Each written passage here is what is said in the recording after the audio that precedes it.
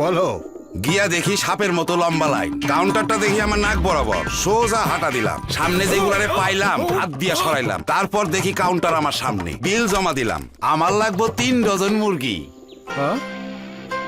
প্রথমে দুটারে হাত দিয়ে ধরে তুলে ফেলাইলাম, এরপরে কয়েকজন সুসুর করে সরে গেল, যে কয়জন সরল না ওইগুলার একজনের পিছন থেকে দিলাম টোকা, সবাই পুড়ে গেল।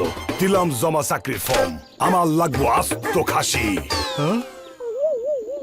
পিঁপড়ার মতো পোলাপান কিলবিল করতেছে, দিলাম একটা ফু, উইরা গেল সব। তারপর দেখলাম রেজাল্ট, আমার লাগবো গরুর 2 রান।